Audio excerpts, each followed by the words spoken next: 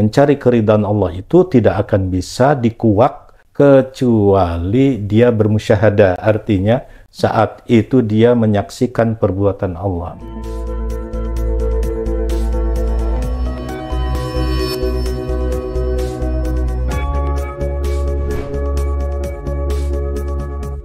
Bismillahirrahmanirrahim. Assalamualaikum warahmatullahi wabarakatuh. Alhamdulillah. Sehat ya mitra semua ya. Semoga Allah selalu berikan yang terbaik buat mitra. Bersama saya Fenty Aini dalam program Kajian Islam Terkini yang akan membahas suatu tema yang menarik sekali pagi ini. Berat tapi perlu untuk kita tahu. Mendalam banget ini dengan judul Sufistik Pengabdian dalam Menumbuhkan Etos Kerja bersama gurunda kita Dr. Kiai Haji Rohiman MA yang akan memberikan kita pemahaman apa yang dimaksudkan dengan tema kita pagi ini. Assalamualaikum warahmatullahi wabarakatuh Kiai. Waalaikumsalam warahmatullahi wabarakatuh Ustazah. Alhamdulillah. Sehat ya Ustazah Fenty? Alhamdulillah sehat. Kiai juga sehat selalu ya Kiai. Alhamdulillah sehat. Tema kita hari ini mendalam banget Kiai. Iya. Sufistik itu sendiri aja sudah suatu pengayaan dan tidak semua orang yang diberkahi untuk itu ya Kiai ya. Itu judulnya singkat karena waktunya betul nggak lama iya. gitu. Langsung saya hubungi Ustazah gitu. Masya Allah. Jadi nggak ada reka-reka. Betul. Yuk mitra, kita simak bersama. Silakan. Ya. Bismillahirrahmanirrahim. Pemirsa kajian Islam di JICT ya, yang dirahmati dan dimuliakan oleh Allah. Pun demikian Ustazah Fenty yang mudah-mudahan selalu sehat walafiat dan tetap dalam lindungan Allah Subhanahu wa taala. Sebagaimana yang telah diungkap tema kita hari ini oleh Ustazah, sufistik pengabdian dalam menumbuhkan etos kerja. Nah, ada setidaknya kita akan melihat dua variabel ya dalam judul ini. Pertama sufistik pengabdian, yang kedua adalah etos kerja. Iya, etos kerja. Kalau menumbuhkan itu adalah penghubungnya. Iya, betul. Betul. Nah, yang menarik adalah mengenai sufistik pengabdian ini. Sufistik pengabdian itu adalah pengabdian dalam pandangan tasawuf. Itu disebut dengan sufistik pengabdian. Iya. Nah, bagaimana pengabdian dalam pandangan tasawuf? Nah, secara makna bahwa yang namanya pengabdian itu adalah fokus perhatian. Iya, betul. Ya, fokus terhadap perhatian kepada Allah Subhanahu wa taala dengan penuh penyerahan diri dari hati yang dalam. Iya. Terus juga dirasakan iman dan ketaatan serta kesalehan. Nah, itu yang disebut dengan pengabdian. Iya, okay. Nah, pengabdian ini sinonim dengan kata abdun, hamba. Hamba. Ya, jadi hamba ini biasa melaksanakan perintah Tuhan dan perintah itu disebut dengan ibadah. Betul. Jadi, dan emang kita diciptakan hanya untuk itu ibadah. Ya. Iya. Nah, dalam surat dalam Al-Quran surat Az-Zariyat ayat 56 Allah Ta'ala berfirman, wa ma khalaqtul jinna wal insa illa liya'budun. Tidaklah aku jadikan jin dan manusia kecuali untuk menyembah kepada diriku. Nah, pemirsa, dari makna pengabdian ini diambil dari illa liya'buduni. Ya, ayat ini dengan menggunakan ya mutakallim yang dibuang karena li syi'r. Ya, jadi liya'budun, harusnya liya'buduni gitu. Nah, jadi fokusnya adalah penyembahan atau pengabdian diri kepada Allah. Nah, di dalam satu istilah ibadah itu adalah kullu ma yuhibbuhu wa yardahu, ya, minal aqwal wal a'malil zahira wal batinah. Jadi setiap apa yang dicintai oleh Allah, ya, dan diridhai dari berbagai aktivitas, ya, baik aktivitas itu yang menyangkut perkataan, terus perbuatan yang zahir maupun yang batin. Di saat kita sudah niat saja itu udah termasuk ibadah. Itu Iya, kan betul. batinnya begitu. Iya, sudah ada nilai ya, Nah, Kiai, ya. udah ada nilai. Iya, betul. Ya, misalkan ustazah mau berbuat baik, tapi belum bisa direalisasikan dengan tindakan, cukup dalam hati, itu sudah punya poin Iya, betul. ibadah. Betul, betul. Nah, jadi seperti itulah pengertian daripada ibadah. Nah, jadi ibadah ini ya tentu memiliki satu tujuan. Tujuannya kemana agar ibadah itu fokus? Nah, tentu tujuannya kepada Allah Subhanahu wa Ta'ala. Nah, di dalam Al-Quran surat Al-Baqarah ayat 115, walillahil masyriqu wal maghribu fa aynama tuwallu fasamma wajhullah innallaha wasi'un alim. Dan hanya milik Allah arah timur dan barat, ya, di mana wajahmu dihadapkan, Iya. maka di sana ada wajhullah, ada zat Allah. Iya. Jadi pendekatan pemahaman akidah ahli sunnah wal jamaah, wajhullah di sini jangan diartikan wajah, tapi harus diartikan zat. Iya.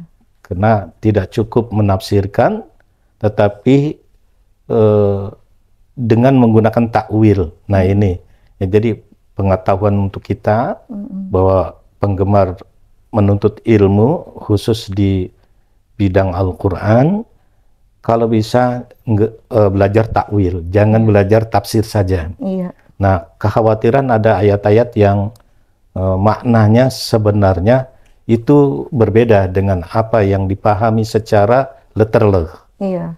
Nah, seperti wa yabqa wajhu rabbika, akan kekal wajah Tuhanmu. Ini bukan berarti wajah, yang dimaksud adalah zat. Nah, pun demikian, ya. Jadi fasamma wajhullah, di mana saja wajahmu dihadapkan, ya, matamu digunakan untuk melihatnya sesuatu apa yang ada di depan kamu, maksudnya begitu. Fasamma wajhullah, di sanalah ada zat Allah. Nah, di sanalah ada zat Allah, berarti segala aktivitas yang berhadapan dengan benda, segala aktivitas yang berhadapan dengan alat-alat kerja, maka di sana itu sebenarnya ada zat Allah. Nah, berarti gini, orang bisa beraktivitas, tapi hatinya melihat di depan itu adalah perbuatan Allah. Nah, ini menjadi satu tujuan final daripada ibadah itu sendiri. Kalau ibadah tidak memiliki tujuan, berarti tidak berorientatif ibadah itu. Betul.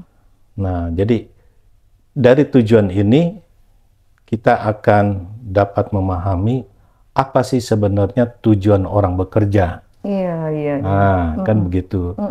Ada secercah harapan orang bekerja itu mencari keuntungan duniawi. Iya. Ya, tapi bukan kita munafik. Ya, memang iya orang bekerja itu mencari itu, mencari keuntungan duniawi. Namun yang menjadi orientasi yang sebenarnya adalah mencari keridhaan Allah itu. Nah, mencari keridhaan Allah itu tidak akan bisa dikuak kecuali dia bermusyahadah, artinya saat itu dia menyaksikan perbuatan Allah. Iya, iya. Nah, karena itu Ibnu Athaillah As-Sakandari dalam kitab Hikam itu mengatakan al-kaun kulluhu zulmah wa innama anaruh zuhurul haq. Kaun itu keadaan-keadaan benda, alat-alat yang ada di sekeliling kita, atau alat kerja, atau fasilitas kerja, itu disebut dengan kaun. Semuanya itu adalah gelap apabila hatinya tidak melihat Allah. Maka di sini ketika hati itu gelap, ini kan mudah terpancing dengan bisikan-bisikan nafsu, bisikan setan, yang kerja mulanya niat baik untuk memberikan nafkah istri, akhirnya ikhtilat dengan pemasukan, income yang disebut dengan haram, korupsi, dan segala macam. Nah itu, jadi khawatir, takut disebut dengan gelap itu. Jadi al-kaun kulluhu zulma. Keadaan itu pada dasarnya gelap. Wa innama anaruhu zuhurul haq. Yang bisa menerangkan itu adalah kebenaran Tuhan. Apa kebenaran Tuhan ini? Adalah hidayah. Hidayah itu nggak bisa kita dapati kecuali kita harus paham akidah yang benar. Nah, di saat kita melihat benda-benda yang ada di sekeliling kita, kita pahami disebut dengan syuhud af'alillah, ya, menyaksikan perbuatan Allah. Kita pahami bagaimana? Kita pahami bahwa misalkan di depan saya ini adalah gelas. Nah, gelas ini memang sebenarnya bukan manusia yang mengadakan, tapi di balik kita adalah Allah yang mengadakan. Nah, berarti Allah dengan kekuasaannya disebut dengan kudrat, Allah dengan kehendaknya disebut dengan iroda, Allah dengan ilmunya disebut pengetahuannya. Tiga sifat inilah ya berkenan mengadakan ini gelas. Nah, begitu kan? Nah, baru kita simpulkan, oh ternyata dia hayyun, dia itu hidup. Nah, di saat kita sudah mendapatkan gelas ini, inilah yang disebut dengan athar. Asar itu bekasan. Nah, bekasan ini bukan sifat, tapi bekasan dari sifat. Dalam artian perbuatannya itu. Nah, bekasan asar, ini di balik asar ini ada asma yang disebut dengan asmaul husna. Nah, saya dikasih Ustazah Penti, gelas ini isinya air. Apa tujuannya? Supaya bisa diminum, ya kan, untuk meredahkan haus. Nah, ini kita sebut yang memberikan Allah itu adalah minimal dia itu pemberi rezeki. Berarti kan rezeki untuk diri saya. Nah, maka pada saat itu disebut Ar-Razzaq. Ya Fatah, ya Razzaq. Nah, nah, minimal kita sebut ya Rahman, ya Rahim. Masya Allah. Nah, di sini kita berarti ngelihat ini benda asar, di balik asar ada asma. Masya Allah. Di balik asma ada sifat, kudrat, irodat, ilmu, hayat. Nah, di empat ini pasti nggak mungkin sifat itu jauh daripada zatnya. Yang namanya sifat pasti ada zatnya. Berarti dia melekat pada zat Allah. Berarti ini kita lihat nggak ada, yang lihat adalah Allah. Nah, apakah semua pemirsa, apakah semua orang bekerja seperti itu? Andai bekerja seperti itu, wah, nggak jadi demo, Kiai. Maka yang mendapatkan adalah ridha. Terus bersyukur, ikhlas. Nah, bersyukur, ikhlas inilah yang disebut dengan etos kerja. Apa itu etos kerja? Etos kerja adalah semangat bekerja. Yang di dalamnya ada nilai, terus prinsip, ya kan, mengedepankan keberhasilan kerjanya. Kerjanya itu jadi bahagia. Nah, karena itu berarti kan ada hasil. Hasilnya bagaimana? Apa yang dikatakan oleh Rasulullah? Ayul kasbit Ayyul kasbil atyab. Ya Rasul, kerjaan apa yang paling terbaik? Maka Rasul bilang, ar-rajul biyadihi. Ar-rajul, ya, amal rajul biyadihi. Yaitu bekerjanya seorang dengan dirinya, dengan usahanya dia sendiri. Betul. Nah, terus al-bai'u mabrur, yaitu transaksi jual beli yang mabrur. Nah, mabrur ini yang diterima, yang diridhoi. Iya, yang berkah. Yang berkah. Betul. Nah, itu yang disebut dengan mabrur. Nah, awalnya apa? Awalnya adalah tujuan final dari dia bekerja itu melihat siapa. Nah, dari sini kan muncul dia disebut dengan etos kerja. Iya. Nah, apa itu etos kerja? Semangat bekerja. Betul. Nah, poin-poinnya apa? Poin-poinnya itu adalah menetapkan tujuan kerja. Nah, menetapkan tujuan kerja dengan menggunakan sofistik tasawuf atau sofistik pengabdian, ini semakin terarah dirinya. Masya Allah. Nah, ini yang disebut dengan ahli atau pakar tasawuf bilang tasawuf modern. Iya, jadi bilang tasawuf modern begini. Iya, betul. Dia bekerja, hati tetap zikir. Masya Allah. Begitu ya. Sederhana sih, Sederhana, Kiai. memang sederhana. Prakteknya berat. Betul, betul, sederhana. Prakteknya memang cukup berat. Betul. Ya, iya. kenapa orang itu prakteknya berat? Karena hatinya masih dibawa oleh kecenderungan. Iya. Kecenderungan apa? Nah, kecenderungan ini kadang-kadang mengalihkan tujuan kerja. Disebut distraksi pengabdian. Ke distract. Ya, distraksi ini adalah pengalihan dari tujuan. Iya. Apa yang semula niatnya mencari ridha, ternyata begitu nimbrung di kantor, kawan bisik-bisik segala macam, ada tambahan ini, akhirnya mohon maaf, ada dana lebih, yuk kita bagi-bagi aja. Iya. Nah, ini adalah distraksi pengabdian. Ya Allah. Nah, ya godaan Kiai. Nah, di saat distraksi pengabdian, karena pengalihan hatinya saat itu bukan lagi untuk meningkatkan mutual kerja. Yang penting bagi dia ada ya tambahan hasil sesuai dengan keinginan nafsunya. Begitu. Betul. Orang yang betul-betul punya etos kerja, pasti dia memahami. Ya. Tapi kan kayak lingkungan kerja sekarang, kita itu mau dengan idealisme yang bagaimana? Ya. Sebenarnya benar kalau kita sudah, ya sofistik itu cara untuk kita membentengi kali ya, pastinya mengarahkan. Tapi kan lingkungan yang luar biasa, kemudian idealis kita juga akhirnya tergerus. Ya. Faktor-faktor itu yang membuat kita itu, etos kerja kita tuh. Betul, betul. Jadi setiap personal ini harus dilandasi dulu dengan pemahaman atau konsep akidah yang benar. Utamanya itu. Jadi sebelum dia bekerja masuk ke ruangan kerja, dia tanamkan dulu akidah yang benar. Betul, betul. Ya, kan misalkan keluar dari rumah, fa idza qudiyatis shalah fantashiru fil ard wabtaghu min fadlillah wadzkurullaha katsira. Selesai kamu sholat, keluar, bertebarkanlah di muka bumi ini, tapi jangan lupa tetap zikir. Artinya gini, kamu mencari karunia Allah, kamu memenuhi tugas kamu sebagai pekerja, tapi jangan lupa ingat kepada Allah.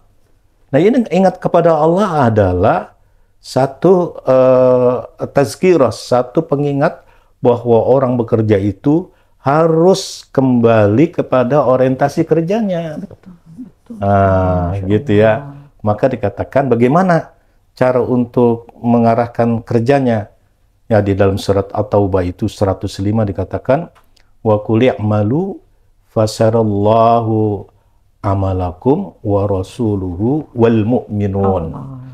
Nah, katakanlah ya Muhammad, bekerjalah kamu. Nah, berarti tugaslah kamu, dinaslah kamu, Iya, kan begitu betul, ya. betul. Fasayarallahu, fa-nya di sini diartikan karena Allah itu melihat amalakum, hasil kerja kamu. Iya.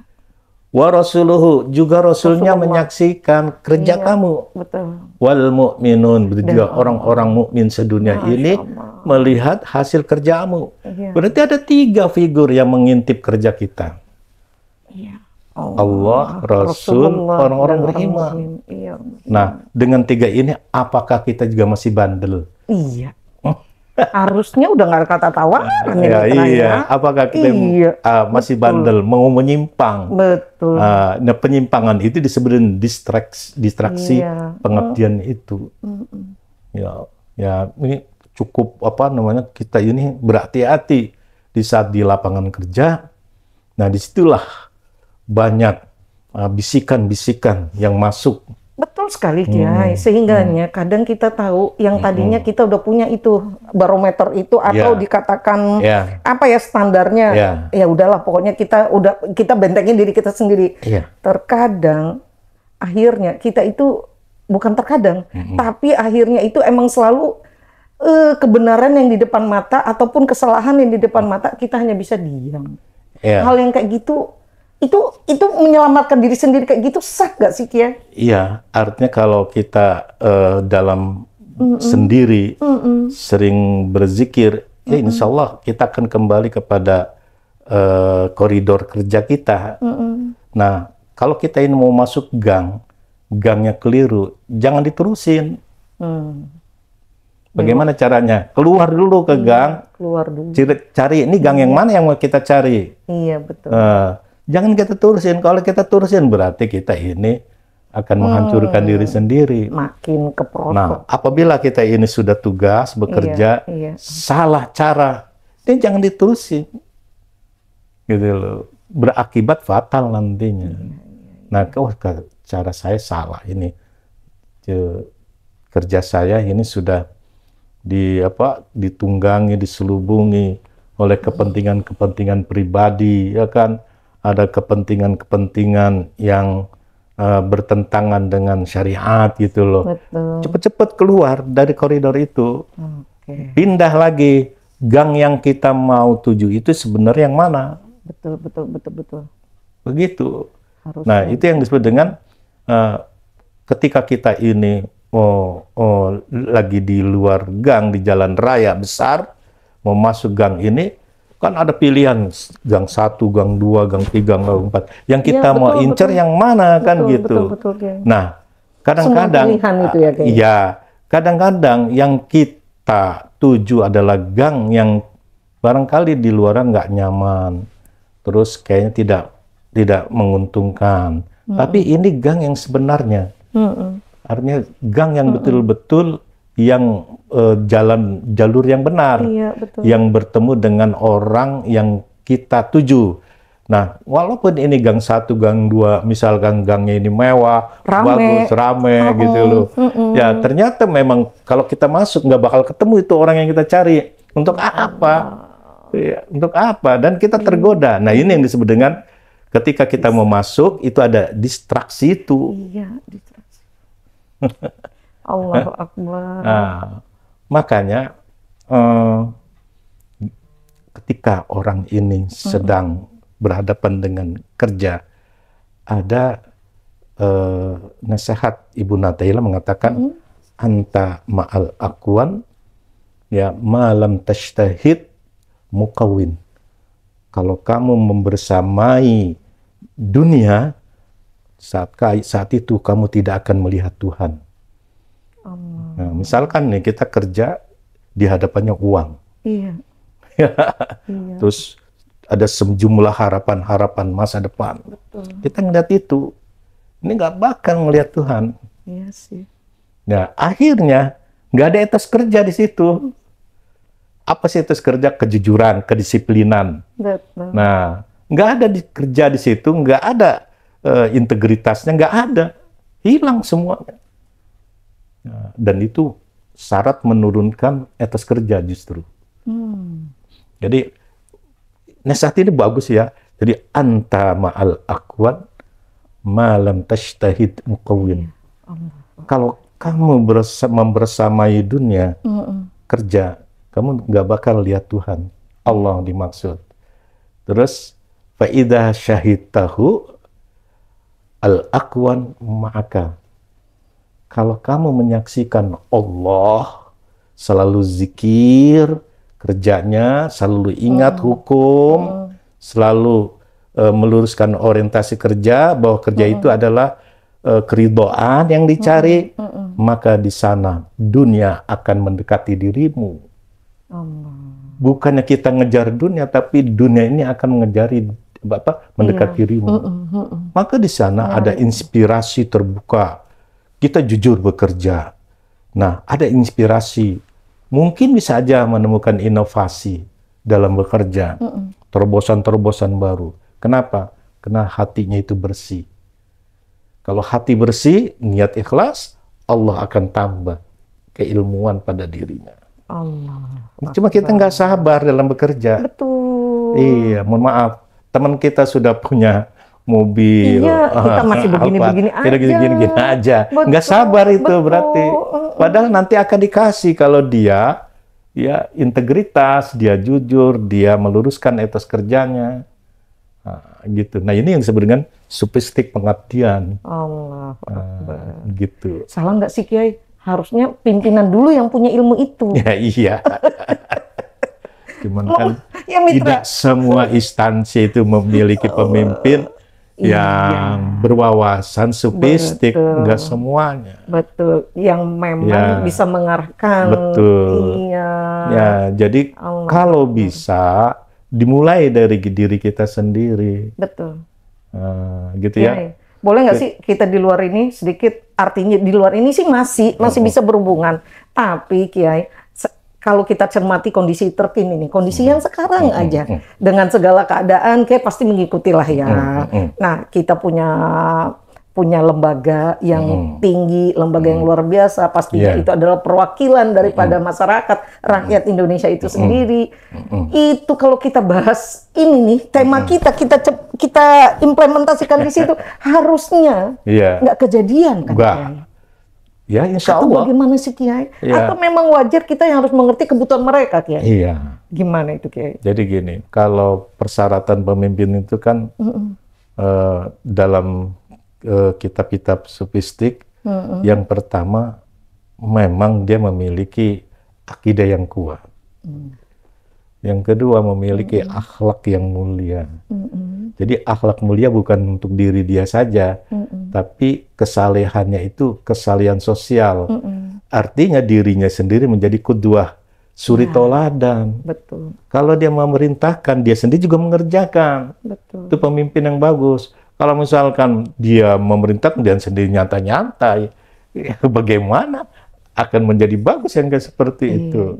Nah, dari situ aja udah nyata ya, bahwa di samping dia memiliki sikap adil, ya masalah kemampuan intelektualitasnya itu nomor sekian. Betul. Yang pertama itu memiliki akidah, memiliki akhlak yang baik. Allah. Ya, terus memiliki integritas. Iya. Terus juga terakhir baru ya kemampuan intelektualitasnya. Saya rasa benar itu kalau dalam buku-buku tasawuf seperti itu. Nah, jadi gini, ada seorang yang taraf hidupnya di bawah garis kemiskinan lah. Zaman Rasulullah mengajak sahabat-sahabat beramai-ramai berjalan. Dan ini sahabat ini kan sudah pasti memiliki intelektualitas yang tinggi kan. Nah, di samping itu secara status ekonominya juga beragam. Ya, sahabat itu kan beragam, ada orang kaya kayak Sayyidina Utsman ini orang kaya. Orang kaya. Nah, terus Sayyidina Abu Bakar udah kaya, juga dia orang yang berwibawa. Betul. Nah, yang paling kaya adalah Auf bin Abdurrahman. Abdurrahman bin Auf. Abdurrahman bin Auf. Ya, ini kan kaya raya. Ketika dia berjalan dengan Rasulullah di jembatan di kali besar, di bawahnya itu air dan banyak batu-batu. Ada seorang yang bekerja memecahkan batu-batu kali, batu-batu sungai itu.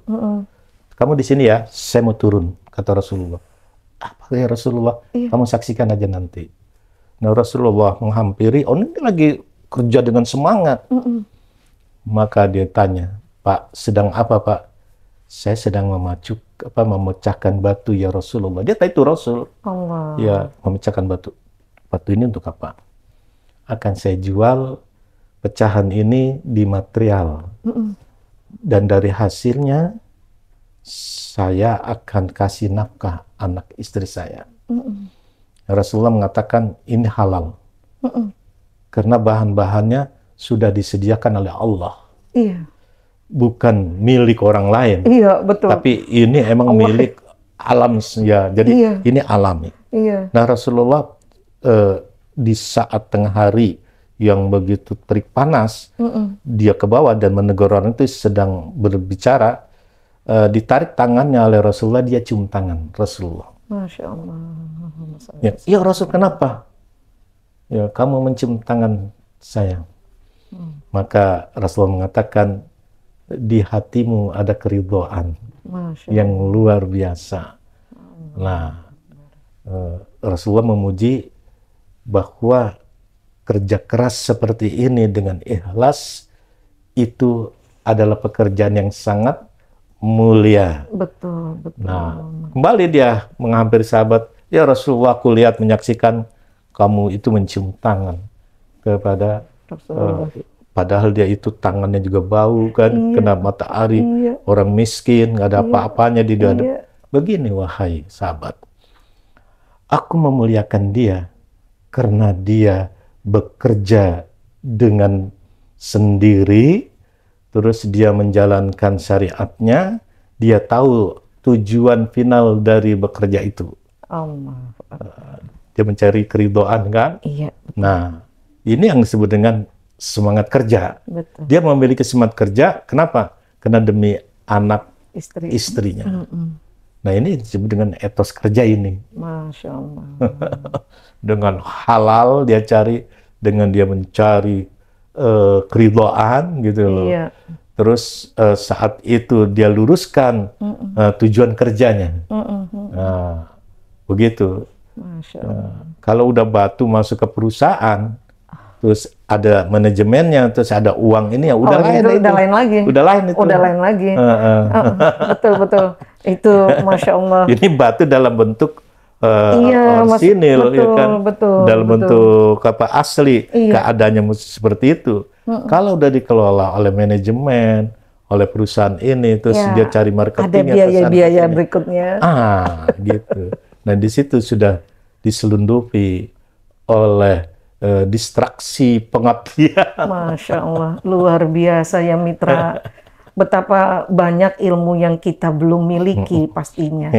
Ada etos kerja yang dilandasi pastinya tadi ya, ada akidah, ada akhlak yang emang harus kita selalu junjung gitu ya.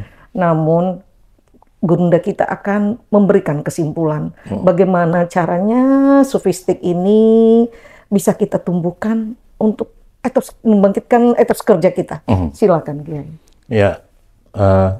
Jadi hasil kajian kita hari ini, kita sebelum bekerja dengan niat yang betul-betul mencari ridha Allah. Ya. Ketika kita ini niatnya dengan mencari ridha Allah, berarti kita ingin mencari keberkahan dalam mencari nafkah.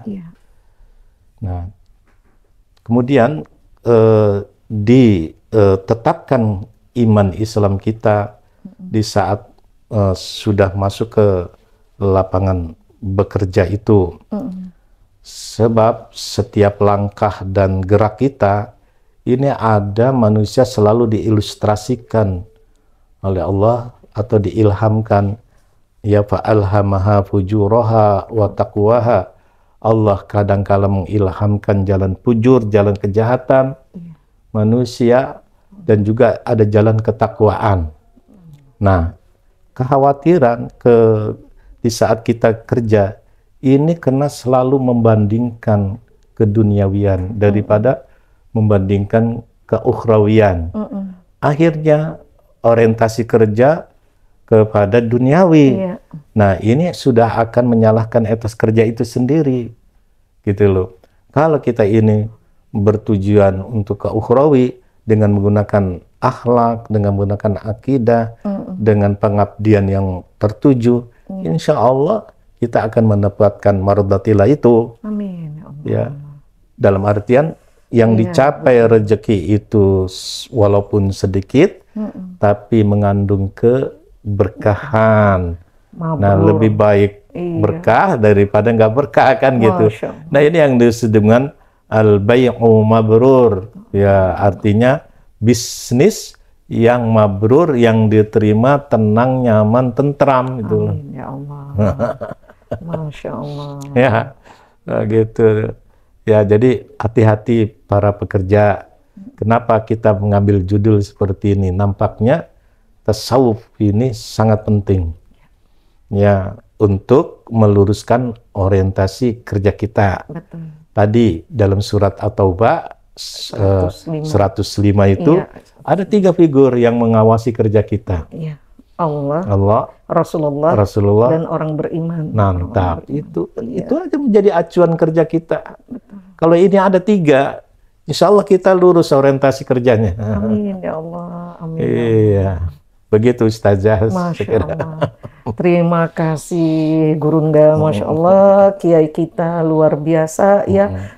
Semangat etos kerja yang benar kita akan usahakan ya. Pastinya kita selalu berharap lebih baik dan mau lebih baik lagi. Pastinya begitu ya. Mitra setuju ya?